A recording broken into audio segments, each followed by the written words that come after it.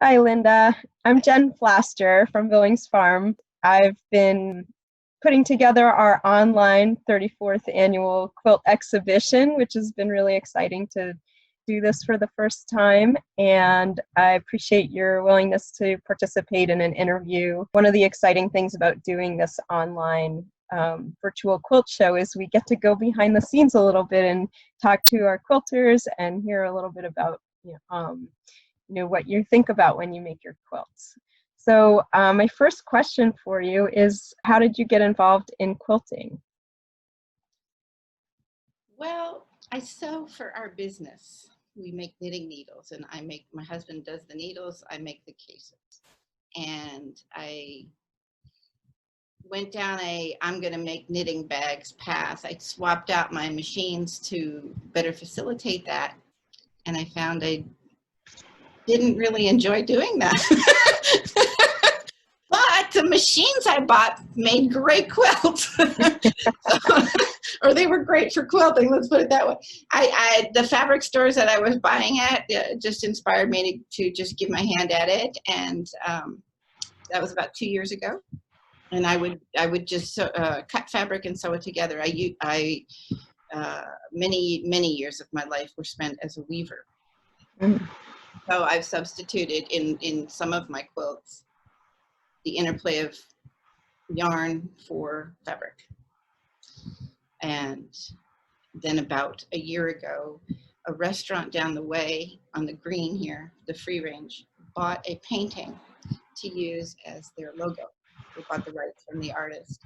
But the painting was only this big. Mm.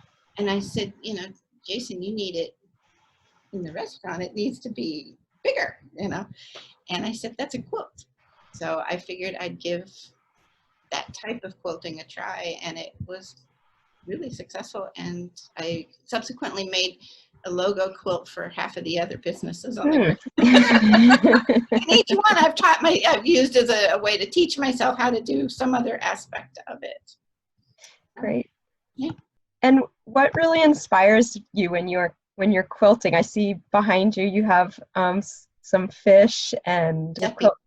Yes. And your quilt this year, Edgar, is a beautiful raven.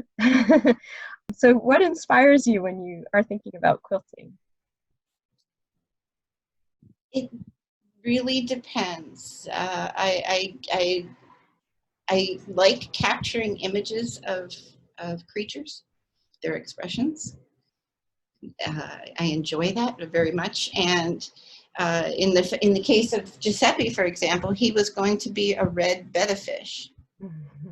But I was in the fabric store and I saw this bundle of fabrics, and I said, that's Giuseppe. That has to be the fish. And he changed. Edgar, I saw Edgar while I was working on Giuseppe, and I knew he had to be what he was. I tried, in fact, a couple of times putting other fabrics together, and he just had to be Edgar.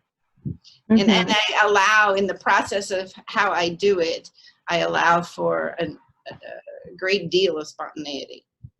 I only use a pattern to place things like the proportion of the beak to the head or the eye to the nose or whatever.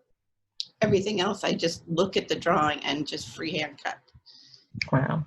So it allows for expressions to develop that I may not have drawn in. Yeah. Yeah. It's fun that way. That's interesting. Messier, way messier.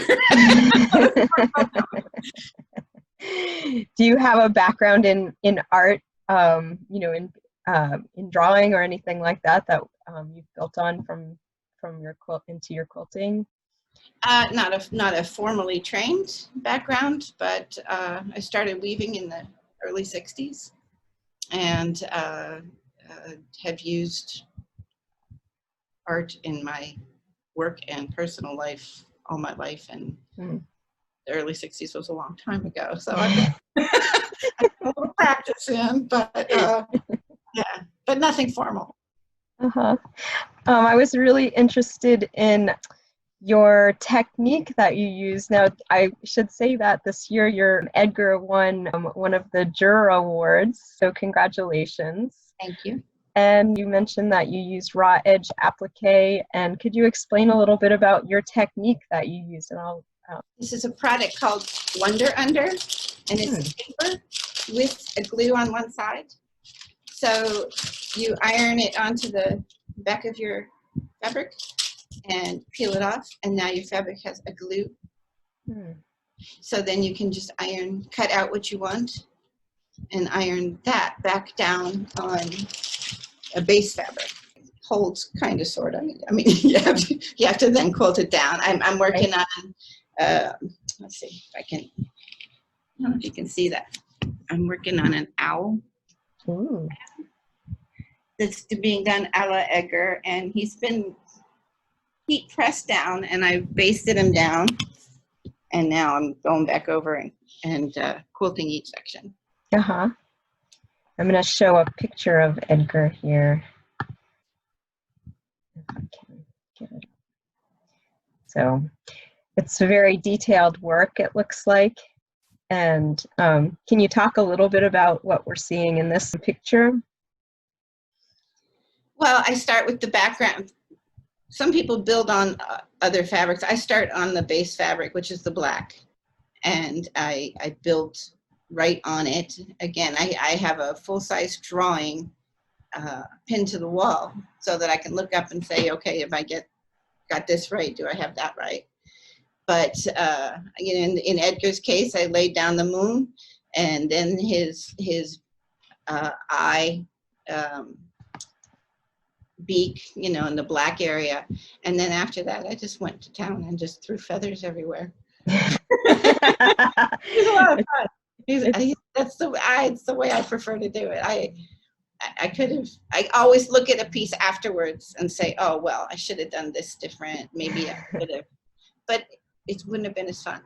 The back of the quilt is beautiful as well. It's kind of the reverse, not quite the reverse of the front, but you can see a lot of the details on the back side of the quilt, which is that usual for the technique that you use, or is that kind of special?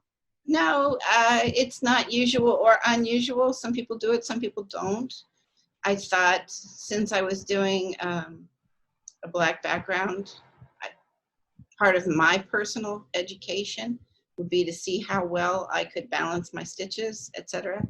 So I took the time to match the bobbins to colors, to the front colors, which was a bit of a pain. And I will say the owl that I'm working on, I made the executive decision to not do that.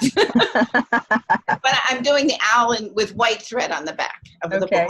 The rest, and then the sky is black, so it'll be black, so that's okay. And